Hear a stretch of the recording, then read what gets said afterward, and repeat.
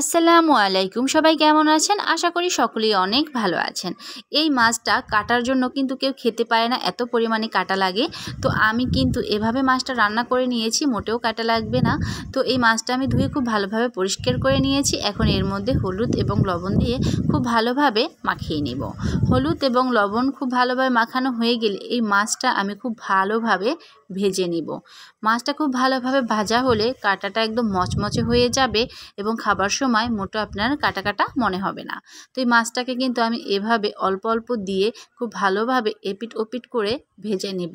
একসাথে অনেকগুলো মাছ দিলে ভেঙে যাবে এবং ভালোভাবে ভাজা হবে না। অল্প অল্প দিয়ে মাছটা ভেজে নিতে হবে।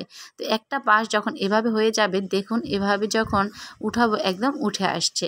তো এভাবে করেই আমি মাছগুলোকে খুব ভালোভাবে ভেজে নিব। তো একটা পাশ হয়ে গিয়েছে, আমি মাছটা উল্টে দিয়েছি।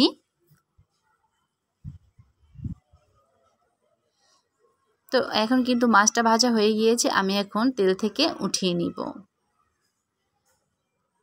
তো সবগুলো মাছ আমি মচমচে করে ভেজে নিয়েছি। এভাবেও মাছটা খেতে কিন্তু অনেক বেশি ভালো লাগে।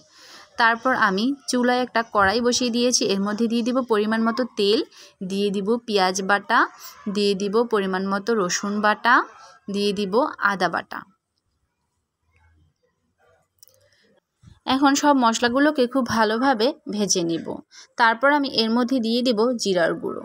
জিরার গুঁড়ো দিয়ে খুব মশলাটাকে খুব ভালোভাবে ভেজে নিব। মশলাটা যখন খুব ভালোভাবে ভাজা হয়ে যাবে, এর মধ্যে আমি পরিমাণ মতো পানি দিয়ে দিব। তারপর আমি এর মধ্যে হলুদ এবং মরিচ গুঁড়ো দিয়ে দিব।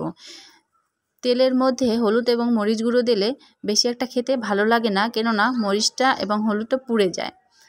আমি এভাবে পানি দিয়েই মশলাটা ভালোভাবে কষিয়ে নিব। তো মশলাটা কিন্তু এ পর্যায়ে কষানো হয়ে গিয়েছে। আমি লবণ দিতে একদমই ভুলে গিয়েছিলাম। তো আমি এ পর্যায়ে পরিমাণ মতো লবণ এর মধ্যে দিয়ে দিব। ভাজা জিনিসে লবণের পরিমাণ একটু কম দিয়ে দিতে হয়, না হলে কিন্তু অনেক বেশি লবণ লাগে। তো মশলাটা কিন্তু খুব ভালোভাবে কষানো হয়ে গিয়েছে। এখন আমি এর মধ্যে পরিমাণ মতো পানি দিয়ে দিব। যেহেতু মাছটা আমি একদম ভাজা ভাজা করব, এর জন্য পানির পরিমাণটা এখানে আমি কম দিয়ে দিয়েছি, যেহেতু মাছটা আমরা আগে থেকে অনেক ভালোভাবে ভেজে নিয়েছি। যখন পানিতে বলক চলে আসবে, তখন আমি এর মধ্যে ভাজা মাছগুলো দিয়ে দিব। তারপর ঝোলটা যতক্ষণ না খুব ভালোভাবে টেনে ভাজা ভাজা না হয়ে যাচ্ছে, ততক্ষণ আমি চুলায় রেখে দিব। তো এই পর্যায়ে আমার মাছটা কিন্তু খুব ভালোভাবে হয়ে গিয়েছে। আমি এখন চুলা থেকে নামিয়ে নিব।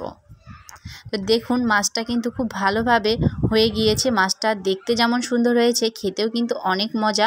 আপনারা এভাবে বাসায় মাছটা একবার রান্না করে দেখবেন, খেতে অনেক ভালো লাগবে। তো সকলে ভালো থাকবেন। আল্লাহ হাফেজ।